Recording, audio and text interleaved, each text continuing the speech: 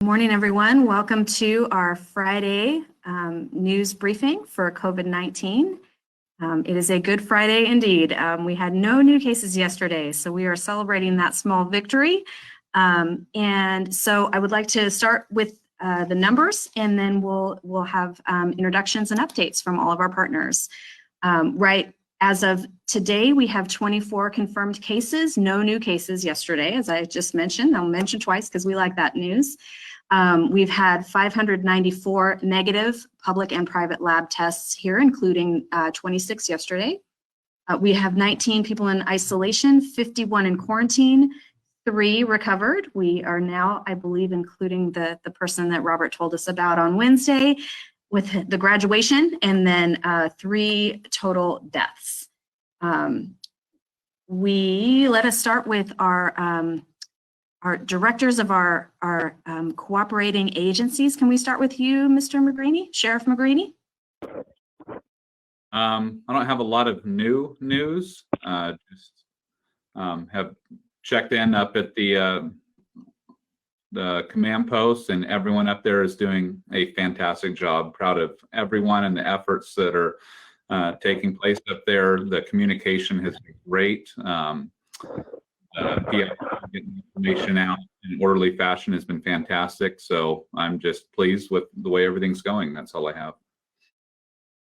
All right, thank you very much. Let's go over to Donnell Ewert, the Director of Health and Human Services. Good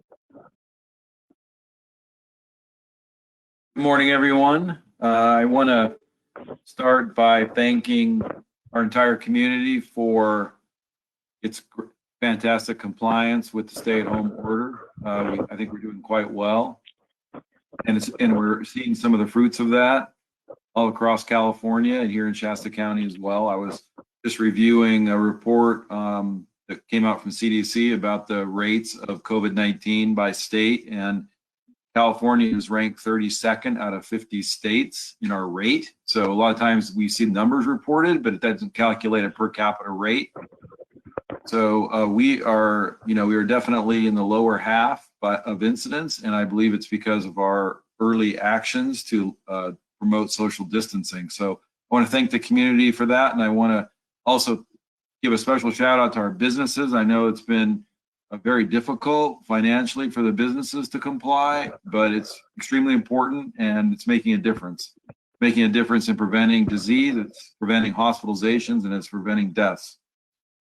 I want to just mention a few other things related to social distancing. I want to thank the alcohol beverage control representatives here in Shasta County. They've taken over 100 complaints of bars and restaurants with bars who have not been in compliance, and they have gone out and talked to those folks, and they report very good compliance now. So I want to thank them, and I want to thank our bars and restaurants for their compliance with the stay-at-home order. You can submit complaints related to violations of the social distancing on our website, shastaready.org. It's right there on the front page, and you can submit a complaint if you see some kind of violation happening, and that will be looked into. We've seen some models that compare lax versus strict enforcement or compliance with social distancing, and it does make a big difference in relation to hospitalizations and therefore deaths, because when our hospitals become overwhelmed, that will require rationing of important services, and could result in people dying unnecessarily. So we want to maintain our compliance. Now we got a big weekend coming. This is going to be some very nice weather this weekend, and of course it's Easter weekend. And so I just want to remind everyone to celebrate Easter with your families in your backyard. It's a beautiful time to go out and enjoy the weather, but if you could just keep it with your immediate family and find ways to celebrate, that'll be great. Let's try to avoid those extended family gatherings and getting together with large numbers of people. And if you do want to enjoy nature, we do encourage that, but we encourage you to do that by yourself or with the people you live with. Please do not gather in large groups to enjoy nature this weekend. I want to also thank all of our essential workers. You know, there's a lot of essential workers who are not able to shelter in place. They have to continue to keep all the vital functions of our society going. And I just want to just mention them today very quickly. Our healthcare workers, first and foremost, are right there on the front lines. We've got people in our hospitals that are working with people who are very ill with COVID-19. Our public health workers, our first responders, you know, they still need to go out on calls for service and respond to people in need. Our store personnel, I've talked to some of the workers in some of the grocery stores, and they're there every day doing their job so that we can all get our food. And you know, they're exposed to many hundreds of people every day. I just want to thank them for continuing. Our tradespeople and repairmen, the utility workers, and people that work in the energy sector, like gas stations, food and agriculture. You know, we have to keep eating, all of us. Water and wastewater, we take that for granted, but of course we all need those services. Transportation, communication and information technology, other government functions, critical manufacturing, financial services, hazardous materials, chemical sector, and our defense industrial base. So I know a lot of people are still having to go to work in those fields, and I know for our EOC, the IT people have been there every day, making sure things are working for us. And all these critical workers are important, and we thank them for you know, going out there and continuing to do their jobs. That's all I have. All right, thank you, Donnell. And then last under administration is Matt Pontes. Good morning, everyone. Thank you, Carrie. I just wanted to remind everybody also, and just kind of reiterate some of the things that were talked about earlier, that everyone out there is doing a great job in the community. We really are doing a great job. Keep up with your social distancing. Keep up with only going out when it's absolutely necessary. Stay at home when you can. Be safe. If you get a chance to enjoy nature, do so without getting around a lot of people, which is the whole reason we sometimes go out in the nature. So I think Donnell did a good job at thanking our staff internally and externally, and all of our partners out there across the county. And I would just say there's a lot of hard work going on in the government sector and in the private sector to all pull together. And that's really what we want. We want to create a more resilient Shasta County. And that means everyone working together towards a common goal. So that's all I have this morning. Thank you. All right, thank you. All right, we're going to do quick check-ins from our hospitals. If you have anything new to report from the last time we gathered, this is the perfect time to share that. Let's start with Mercy Medical Center. Good morning, this is Robert Folden. So I don't think we really have anything new to report per se. Our incident command, we're going to do our first, we're calling it a hot wash. So for the folks out on the Facebook, typically at the end of an event like this, we would sit back and reflect on how well our incident command operated. But we know this is a marathon, so we're going to take a pause and just do one of those sessions today. I appreciate Donnell's comments around Good Friday, because this is a Good Friday for many reasons. So I'm glad that we stopped to reflect on the things that are working so well. And I too want to just kind of call out our providers especially. So, you know, we've got physicians coming in just like they always do in our emergency room and our ICUs in particular. Our staff have been amazing. You know, we always, within an industry like ours, there always seems to be a low level of absenteeism and whatnot. But I have to tell you that we've held our own during all of this. So I'm grateful for our nurses that are coming in to care for patients. You know, we've got RT, our respiratory therapists that are kind of right there on the front line. Our environmental service folks are right there on the front line. So many people to take care of patients. And then lastly, you know, all of us have many people we work with, but I think the thing that impresses me the most to date is this group. So we've not done this before, where we've pulled so many people together for such a long period of time. So I want to compliment the county for doing this. I think this has been great for the community, and I think it's been great for all of our agencies. So thank you. All right, thank you, Mr. Folden. Shasta Regional. Morning, guys. It's Mark Mitchelson, CNO for Shasta Regional, and not a lot of updates from Wednesday. I think the biggest thing that we're doing starting next week is going from a highly encouraged masking of all the employees to a mandatory masking for all employees while at work. 99.9% of us have been wearing masks around the hospital anyway, but just trying to get that 100%. And really, to echo what everybody's saying, everybody's in good spirits today. I don't know if it's because of being Friday, but everybody's been very positive and helping each other, providing great ideas on ways we can improve. And no, it's been a good day. So I just want to call that out and thank everybody for it. Awesome, thank you very much. Val from Mayors is actually up here at the EOC helping us out, so she's not joining us on the call today. So we'll go to Jennifer from Mountain Valleys.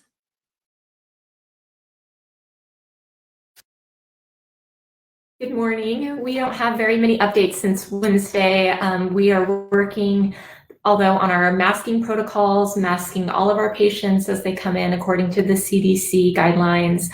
We also have temporarily closed our Saturday clinics at our Fall River and our Tule Lake health centers just for the remainder of April. We anticipate opening those Saturday clinics again in May. And just kind of to echo, we are reminding patients, stay home for Easter, no matter how tempting it is to go out with friends and family, just encouraging them to enjoy their family and to please stay at home. So I think that's kind of it for us. Currently, we are also working on e-visits, reminding patients that we are available for them so they can see our providers electronically, and just really reminding them that we are here during this time.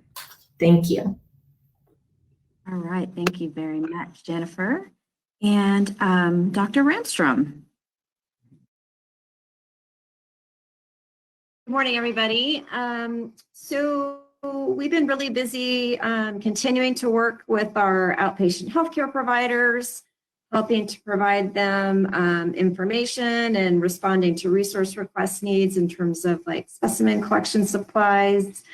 I'm really doing a lot of work in particular with our facilities in the community, whether they're formally medical facilities or even just group homes where there might be individuals who are fragile in terms of medical or other conditions.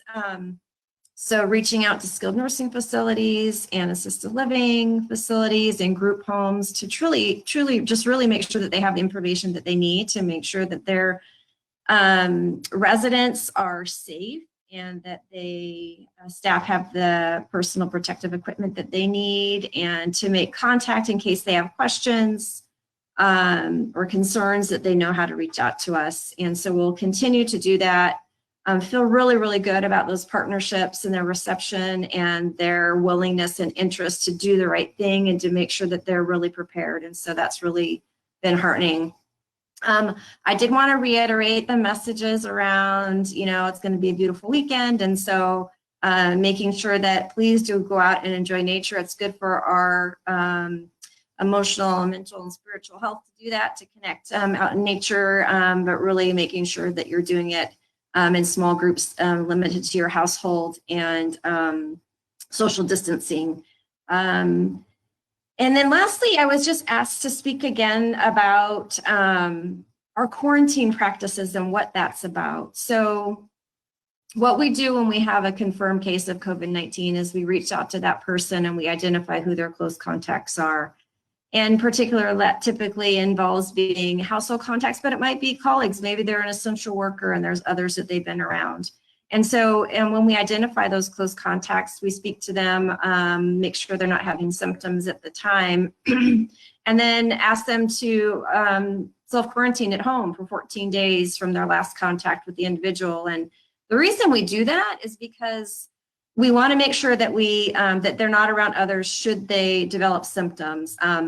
We know that this virus can transmit early in infection, as well as it sounds like even a couple of days before the infection manifests. And early in infection is when a person has a lot of virus others. And so the idea is to make sure that they're at home. So when those symptoms creep up, that they're not taken off guard and that they've been interacting with other people. And so it's really to safeguard our other people in our lives and then that we interact with every day. So it's a positive thing to actually, and people are sacrificing their ability to do whatever they normally do. And we should be very appreciative of people who are taking that seriously, staying at home, keeping their loved ones safe by limiting not having contact with them. And so I think it can be confusing when we talk about isolation and quarantine and scary for people, but it's really a positive thing and a way to protect our community.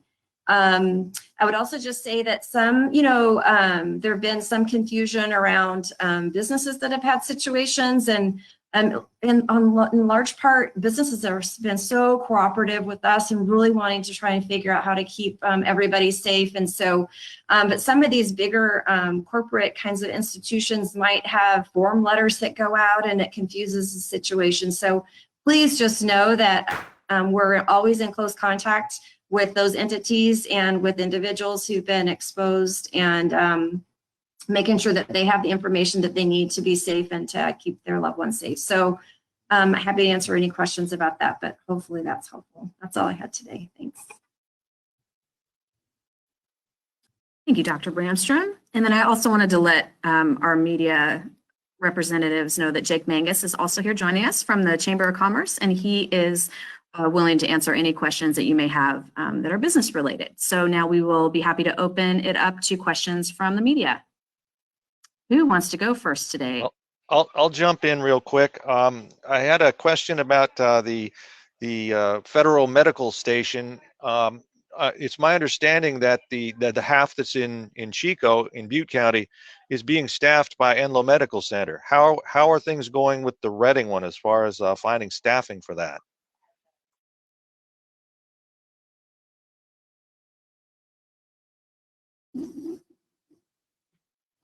This is Donnell Ewert from Health and Human Services.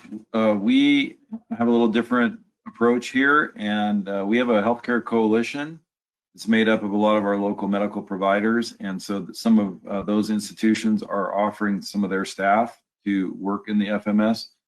And we are also going to be using some other recruiting techniques to try to find healthcare workers that are available. Some folks are actually calling us and volunteering. And so we're going to be trying to figure out how we can get them on using some creative employment strategies. And so that's ongoing challenge and work that's going on right now. And Eric Saliba, the director of the FMS, is working with folks in the logistics area to get a supply of personnel. So that is an ongoing effort right now. Thank you. I have one other question, and I'm not sure to who this one. It was mentioned the other day that I want to say crisis intervention unit. Where is that? How does it work? Is it up and running now? The crisis stabilization unit is going to be on Breslauer in the building that we have a lot of our mental health services in. And so they're working on staffing, getting a schedule going for that. Obviously, it's a 24/7 operation, so it's going to take a little bit of time, but we're hoping to have that open by the middle of next week. And who is that for? That is for individuals who are having a mental health crisis and they're on a 5150 hold. They still must go to the emergency department for medical clearance, but once cleared, if they do need to go into an inpatient mental health facility for treatment, then there's sometimes a waiting period while we're waiting for a bed to become available. And so we are going to be moving people out of the emergency department down to Breslauer during that waiting period. That's what it's for. And that clears up room in the ER. Correct. Thank you. Other questions? Yeah, I had a question from a listener. Can an employer require COVID tests for essential personnel to make sure they do not inadvertently give it to a coworker? I'm not sure who could answer that question. Is it legally possible for an employer to require that an employee be tested? So I can try and address that. You know, I think an employer can do whatever they want, whether that person can get tested. It's not necessarily indicated. So I don't know what kind of employer you're referring to. I think the situation depends on the type of employment, the type of work, and what the situation is. And so, you know, that on a case-by-case basis, if a person was actually exposed to a confirmed case of COVID-19, then they would be getting tested, and we would know about those individuals and we would have them in quarantine. And when they become symptomatic, we would facilitate helping to get them tested. So I'm not sure exactly what kind of employment this individual is speaking about. And it really depends on the type of work setting, how it would be managed. What the email said from this woman, it says, in some essential jobs like construction, it is necessary to work closer than 6 feet apart. Construction sites do not have adequate hand washing stations. Well, I would say that there's actually guidance out right now that really is very, very clear that hand washing needs to be available on those sites, that those workers need to be social distancing. There's some really clear guidelines that are really rigorous for that industry. I would say that, you know, testing is not indicated for a person who doesn't have symptoms, and the test is not valid in those circumstances. It doesn't give you any useful information. And so if a person is symptomatic, they need to go to their healthcare provider and get evaluated for what might be going on with them individually. So testing doesn't really come into that specifically, just because they're working in an essential job function out in the field and doing construction. So certainly if someone's symptomatic, they should be checked out by their doctor. Could one of you address, I saw the update on, I think on your website about the whole issue with the homeless population and trying to get those hotels going and the meals and whatnot. Can you guys just give a little bit more of an update on that maybe? I don't know if you identified specific hotels or if you're looking for those still. Yeah, I can address that. I just want to give a big thanks to Christy Coleman in the county housing department, county housing authority, because she has taken the lead on that project, Project Room Key. And the county did receive, I think, $309,000 in allocation, which can be used for that purpose. And the federal government is matching 3-to-1. So that does become a quite large sum of money that can be used for that purpose. We have been meeting and formulating plans for that. And Christy Coleman's department is working on agreements with various motels. Last I heard that we hadn't had any officially completely signed because of some, a few little snafus, but they are identifying motels that are willing to house those people. And we are also working very closely with the Good News Rescue Mission to make sure all the high-risk individuals staying there are in the HMIS system, the Housing Management Information System, which is important for our coordinated entry process for prioritizing people at the highest risk.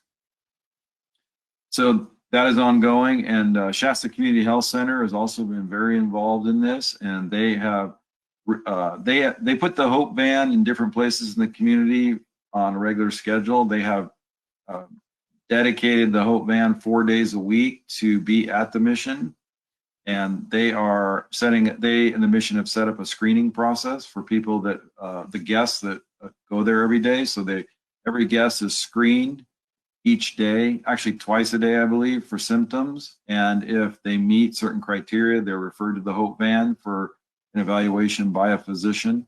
And if they meet the criteria for COVID-19, they are actually taking samples and sending them to a private lab.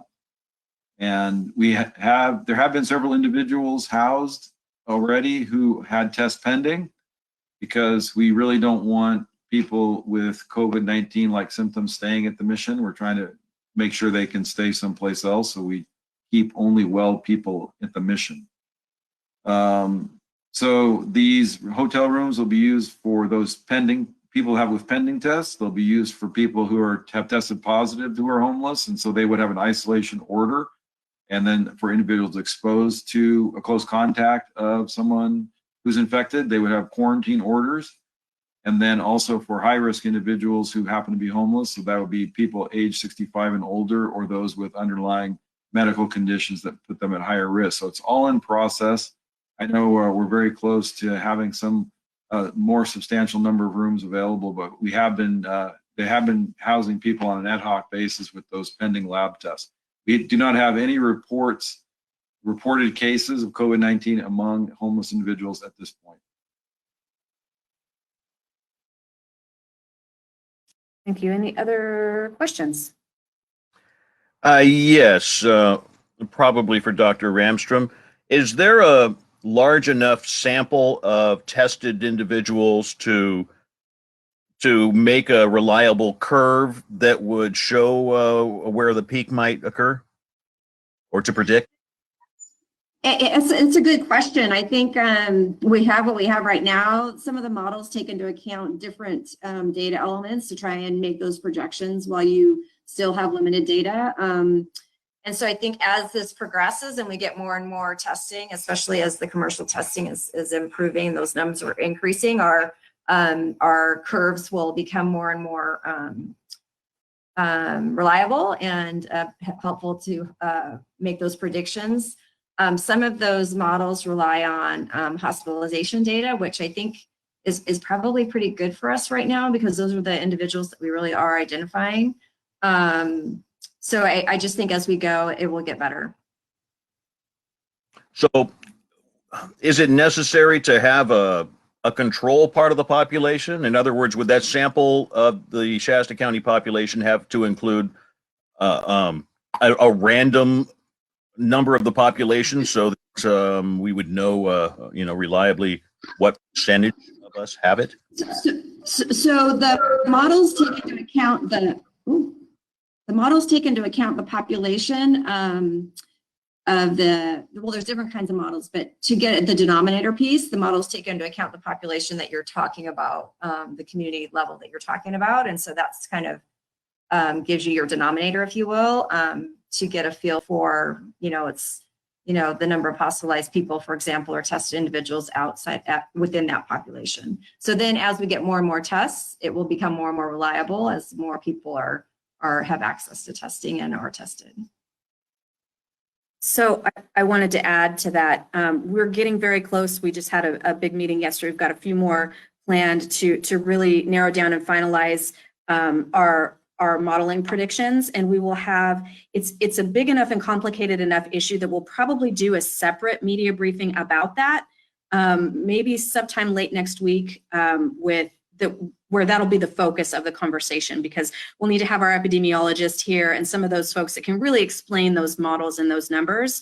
So I know that that's been something that you all have been wanting, and we are very, very close to being able to share a really good picture with you about what the landscape looks like. So if you could just be patient for just a little while longer, we will be able to answer all of those questions for you.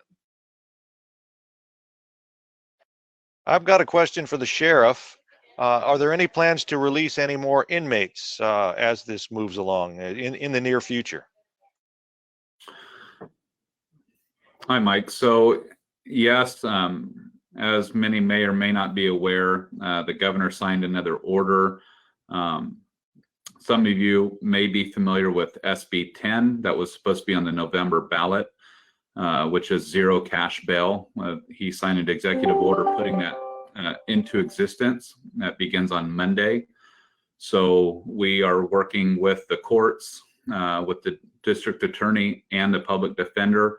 Right now, we have a preliminary list of potential 39 inmates that might be subject to release that's being forced upon us by the courts and by the state. We're working to try to mitigate that list and make motions on those that we don't feel would be good candidates to be released. I don't know if any good candidates to be released if their sentence or pending being housed for a reason, but nonetheless, this is being forced upon us. So right now, that list stands at 39, and we're looking to work with the courts and the DA to come up with a final number for Monday. Thank you and good luck. Yeah, and that's on top of, as we know, CDCR, the state prisons have started their early releases also. So this is all going to have a significant impact on our county. And I just want to reiterate, this is not by our choosing. This is being forced upon us by the governor.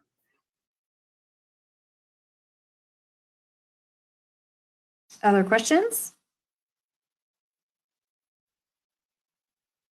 Okay, I'll ask another one. Okay.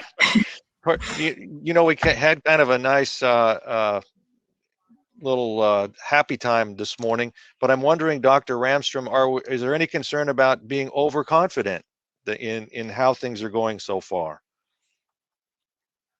I think it's great we had no cases yesterday. I'm certain we're going to have more cases. And so we're kind of at the beginning. I'm glad to see that we are taking off and having high numbers, quickly, with increases as the days go by. And so I think the work that's happening, all the community participating and staying at home and social distancing is making a difference. And the fact that governor statewide order was, helped us early on before we had a lot of community transmission. And so I don't know that we're overconfident. I think that it's good that we're seeing some of the cases spread out, but I'm certain we're going to have an ongoing cases are going to be continuing and the numbers will go up. Hopefully just slower over time. Donnie, I saw your light turn green. Okay, let's try it. Yes, Dr. Ramstrom, I can't remember exactly how you worded it recently, but something to the effect of that Shasta County may be a few weeks behind the rest of the state with regard to the virus. Can you explain why that is and why you predict that? Sure. So I think we have to our advantage is the fact that we are not close to the metropolitan areas, that we are not near a major airport, that we have more our community to be dispersed, our population to not be as concentrated as in some urban areas where that can actually help, helps us to have social distancing. And I think it also has protected us to some degree from disease being introduced into our community. I think it will be really interesting and helpful next week to see these models to get a feel for what we mean by that, and for us to track that timing, maybe what's happening statewide compared to what's happening modeling here in our community. When we look at that, I think we'll get a better picture and more clear picture as time goes on, how what's happening in our county compares to what's happening in the rest of the state. Thank you.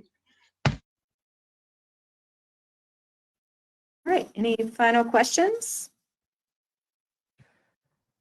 Just to clarify on what Donnie had asked, that's similar to what I was trying to elucidate earlier.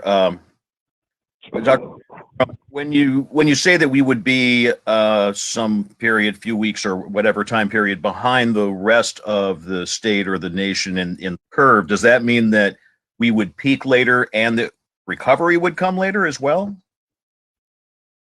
Right. So our uptick is going to be later, and hopefully we will also be flatter with all the social distancing, that whole flattening of the curve. And when you flatten the curve, it actually it pushes the outbreak out for a longer period of occurrence. And so that's just a little taste for what you'll see more of next week when we share the modeling and what that might look like moving forward. And, it is modeling, and so it's going to be changing over time. And so I think when you see some of that next week, it'll become a little bit more clear what we'll be tracking. And that will be something that we'll want to regularly keep everyone updated on as that progresses. We're thinking that we are going to meteorologists, for those of you that work in that industry, where things might change on a periodic basis as new cases happen. So, any other questions before we recess for the weekend? And 3, 2, 1. Okay, hearing none. Thank you, everyone. Please enjoy a safe and healthy weekend. Enjoy that beautiful sunshine with your very closest immediate family members, and we will check back in with all of you on Monday at 11 a.m. Happy Good Friday. Thank you. Happy Easter to everyone. Bye.